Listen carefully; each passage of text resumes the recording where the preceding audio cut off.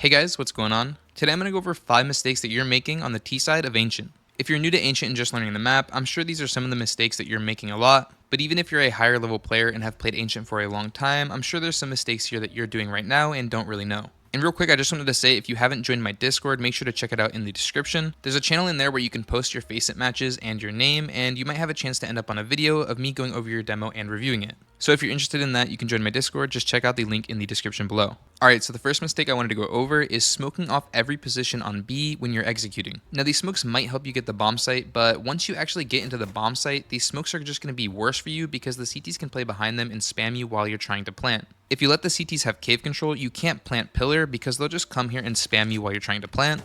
And if you're like, okay, I'll just plant over here towards the right side of default, you really can't do that either because anyone towards CT can just see the default pillar and then spam you while they hear you plant. And even if by some chance you got the bomb down, the retake is going to be so easy for the CTs if they have CT and cave control. The only spots they would have to worry about are us playing default and towards ramp. That's why when we go B, we have to pick one side to smoke off and one side to fight. So if you plan to take long control, you just want to smoke off short and smoke off cave. And if you're going to take cave control, just smoke off short and long. If you're taking long, another smoke you can throw instead of the short smoke is the deep CT smoke. So after you smoke cave like this, you can just come here, aim in the middle of these 4 squares here, then just shift walk to the bottom and jump through the smoke. This smoke will land here, so once you take long control, you can just swing all the way through and then clear the deep part of CT. Just make sure you're flashing when you're taking the site because short will not be smoked off, so anyone here will be able to kill you unless you flash them off correctly. The next mistake I wanted to go over is smoking off house and donut on incorrect timings. So let's say we wanted to take mid control and get a lurk into house. That means at some point we're probably going to be smoking donut to get across to house. And if we're doing this in the mid round and throwing our smokes from over here, if we make the mistake of throwing the donut smoke like this before we actually throw the house smoke, so let's say we threw the smoke like that and then we had someone come here and line up the house smoke, the mistake is that the donut smoke will fade before the house smoke, so if we're trying to cross to red, we're going to have to cross in the middle of the open with no smoke to cover us. So you can see here the smoke faded way before the house smoke, so if we didn't get out mid fast enough, we wouldn't have been able to cross on the right timing. Also, even if we do cross and we're sitting here and waiting for our house smoke to fade, while we're there, the CTs could potentially walk out of donut and kill us in the back if we're not paying attention. This of course works both ways, so if our plan is to actually take into donut, we'd want to throw the donut smoke first so that it fades while our red or house smoke is still up. That way if we're trying to take into donut, we're not just sitting here in the middle of the open while our red smoke has faded and the CTs could potentially kill us. This concept works in a lot of different positions and different maps. Another example on this map would be if we're executing A, and if we want to actually take donut as the tease, we'd want to throw the donut smoke first. That way our donut smoke will fade before our spawn smoke, so if we want to take into donut after the smoke fades, we won't have to worry about any CT shooting us in the back because our spawn smoke will still be up. But of course if you did this the opposite way, the spawn smoke would fade, and while we're sitting here waiting for our donut smoke to fade, we could get shot in the back very easily. This next mistake is very simple, but it is a big deal, and it's simply just not understanding the shadow here in A main. When you're walking into A main, there's a big light right here that will cast a shadow out into the site if you're not paying attention. So as you can see, I put a bot right there, and you can see the shadow all the way up until against this wall. And a lot of people will just jiggle here with a molly or a smoke out, and as soon as they see that shadow, they'll just drop their nades and fall back. So when you're going A, just make sure to crouch all the way against this wall like this, so the CTs don't see your shadow and know that you're coming towards A. The next mistake is not throwing the right flashes when you're taking mid. A lot of people will just throw these flashes for their team going out mid, and while these are good to get anyone playing over here, they won't actually blind everyone within mid. Whoever is flashing needs to be getting dropped 2 more flashes from one of their teammates, so that after they throw these initial mid flashes, they can just aim here and then W-tap jump throw 2 flashes to the right like this, so that if anyone was playing close and got blind by the initial flash, once they fall back and try and play to donut and hold anyone swinging mid, they'll get full blind by these late flashes and your team will get free kills on anyone trying to play here in donut. If you watch any pro demo on Ancient, when they take mid control, they will always be throwing some sort of right flash to get this person in donut. Like I said, it can either be the person getting dropped 2 extra flashes, or you can have someone come over here to this wall and then throw the flash from here.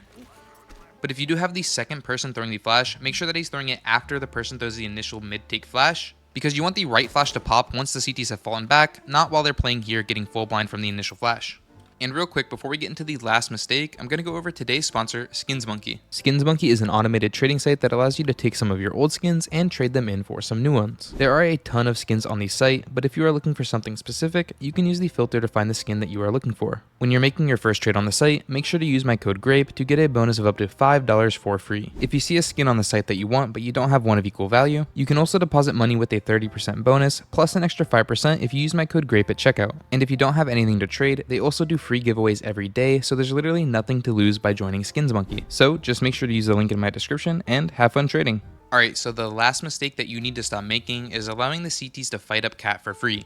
One of the best ways for the CTs to fight for B ramp is having a CT peek off cat while their cave player peeks at the same time. So if we're not throwing any utility to stop them from being able to peek up cat, we're probably going to lose the B control very fast. And this really only matters if we're not going to be taking mid control at the start of the round, because of course if we're trying to take mid control, the CTs won't be able to jump up if we're actively fighting them at the bottom of mid, but if we're just playing a default round heavy towards B, we have to throw something from bottom mid before we get smoked off and lose the info. So one thing you can do is just run here at the start of the round and then throw a molly like this so that the CTs can't jump up cat at all. If you have a good enough spawn, you can do this safely, just throw it and then jump away before you can even get peeked by the CTs. To throw the molly, just stand anywhere on the back wall and then aim right here and left click throw. It's important that you get the molly to land towards the left side of this wall.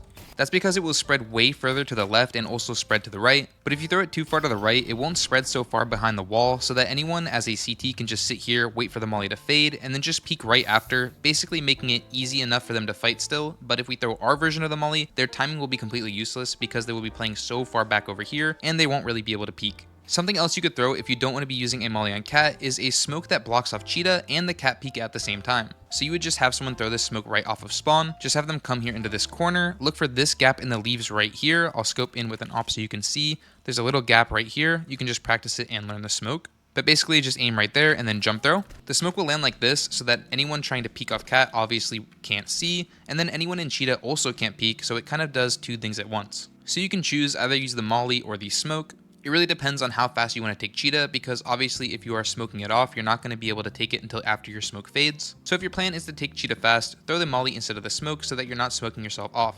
Alright, that's all the mistakes I wanted to go over today. If you have any questions, just leave a comment down below. You can ask in my Discord or in my YouTube and Twitch chat if I'm live. If you're interested in coaching, check out my Metafy linked in the description below. But yeah, I hope I could help you fix some mistakes in your game. See ya.